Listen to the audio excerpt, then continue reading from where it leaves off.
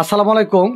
Tiger মুরগির ঠোঁট কাটবো আজকে, তার কিছু সিমটম আপনি দেখাবো আপনাদের, এবং এই ঠোঁট কাটার নিয়মগুলো কি সেই বিষয়ে কিছু তথ্য দিব। যে আমাদের স্ক্রিনে দেওয়া যেটা দেখতে পারতেছি এগুলো টাইগার মুরগি নতুন ডিমে আসছে। এখন বর্তমানে এগুলা 2-4টা করে ডিমে আসছে। এখন ডিম দেওয়া শুরু করতেছে, এগুলাকে ঠোঁট সেকা দেব আমরা। এই দেখেন মুরগিগুলো ঠোঁট সেকা দিতেছি একদম পরিমাণে অল্প। কীরকম অল্প? মুরগির যেন কখনো চাপ বা প্রেশার না যায় সেটা মাথায় রেখে হালকা করে একটু করে তারে ঠোঁট সেকা দিতেছি। ঠোঁট সেকা দেওয়ার কারণটা হলো তার খাবার খাইতে অনেক সমস্যা হইতেছে। এর জন্য আমরা ঠোঁটগুলা সেকা দিয়ে একদম সমান করে দিতেছি, যাতে খাবার ভালো খাইতে পারে এবং একটা আরেকটারে যেন ক্ষতি না করতে পারে, ঠুকাঠুকি যেন না করে। এর জন্য এই কাজগুলা করা।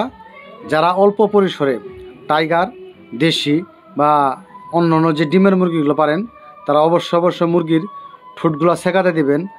সেকা দেওয়ার উপকারিতা হলো মুরগিগুলা ঠিক মতো খাইতে পারবে, এমনি হয়তো খাইতে পারে না। এই একটা বিষয়। আরেকটা বিষয় হলো একটা আরেকটা লুম ঠুকাঠুকি করে কিন্তু লুম তুলে ফেলাবে, এই লুমটা তুলতে পারবে না। আর ঠোঁট কাটা মুরগির জন্য খুবই একটা জরুরি বা ইম্পর্ট্যান্ট বিষয়, এটাই, অন্য কিছু না। আর কিছু কিছু লোক আছে যারা আমরা ঠোঁট খাওয়াই না, কন্টিনিউ মেডিসিন খাওয়াই। মেডিসিন খাওয়াইলেও ঠোঁট কাটার একটু নিয়ন্ত্রণে থাকে, কিন্তু খাইতে সমস্যা হয়, মুরগি ঠিকঠাক মতো খাইতে পারে না, এটা কিন্তু সমস্যা। এর জন্য আমরা মাঝে মধ্যেই ঠোঁটটা সেকাতে দিই। আর ঠোঁট সেকা দেওয়ার আগে যে কাজটা করবেন সেটা হলো ফার্স্ট বেড ট্যাবলেট, রেনাকে এবং ঠান্ডার ডোজ এগুলা ভালো করে খাওয়াবেন। খাওয়ানোর পর আপনারা যে কাজটা করবেন সেটা হলো ঠোঁটটা সেকা দেবেন। ঠোঁট সেকা দেওয়ার আগে কেন খাওয়াবেন সেটা বলি। এই রেনাকে, ফার্স্ট বেড ট্যাবলেট এবং ঠান্ডার ডোজগুলো করার উদ্দেশ্য হলো ঠোঁটগুলো নরম হবে, মুরগির ঠোঁটগুলো কাটতে সহজ হবে। যেমন মুরগির যদি ঠোঁটগুলি নরম না হয়, কাটতে গেলে মুরগির জন্য অনেক দখল বা পরিশ্রম যায়, সেই জন্য আগে এগুলো খাওয়াবেন। এবং ঠোঁট কাটার পর তাদের কমপক্ষে 2 দিন ফার্স্ট বেড ট্যাবলেট, রেনাকে এবং পেট খারাপের ডোজ, ঠান্ডার ডোজ, এই 4টে মেডিসিন অ্যাড করে সকালে বিকালে এটা 2 বেলা খাওয়াবেন, 2 দিন কমপক্ষে। এটা হলো ঠোঁটটা কাটার পর মুরগির শরীরে প্রচণ্ড জ্বর আসবে, বা রক্তক্ষরণ হবে, বা ঠান্ডা লাগার চান্স থাকবে, বা পেট খারাপ হওয়ার চান্স থাকে।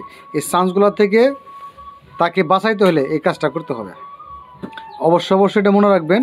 আরেকটা বিষয়, যারা বিভিন্ন বয়সের বিভিন্ন জাতের মুরগিগুলো পালেন, সব মুরগিরই কিন্তু ঠোঁট সেকা দেওয়া লাগে না। আমাদের কাছে কিছু মেডিসিন আছে যেগুলো হলো কিউমিড বিসি। এই মেডিসিনগুলো খাওয়াইলে, যেগুলো মাংসের জন্য মুরগি করতেছেন, ওগুলো ঠোঁট নাও কাটা লাগতে পারে, ওগুলো ওই মেডিসিনেই প্রবলেমগুলো সলভ হবে। কিন্তু ডিমের মুরগিরে ঠোঁটগুলো কাটতে হবে। কেন কাটতে হবে? এগুলা খাইতে যে সমস্যাটা হয়, এই প্রবলেমটা কিন্তু মেডিসিনে হবে না। কারণ ঠুকরতে যখন খাবার খাবে, দেখবেন ভালো খাবারটা খাইছে, যে পাউডার জাতীয় যে খাবারগুলো, যেগুলো আমিষ প্রোটিন আছে, এগুলো খাইতে পারে না। এর জন্য বিশেষ করে কিন্তু মুরগির ঠোঁটটা সেকা দেওয়া জরুরি বিষয়। আর বিশেষ করে যাদের এই টাইগার মুরগি কালার বার্ডের বাচ্চা লাগবে, তারা সরাসরি আমার স্ক্রিনে দেওয়ার নাম্বারে ফোন দিবেন। ইনশাআল্লাহ ফোন দিলে আমাদের কাছে এই বাচ্চাগুলো একদম পিওর ভালো মানের বাচ্চাগুলো পাবেন। আজকে এই পর্যন্তই। আল্লাহ হাফেজ। আসসালামু আলাইকুম।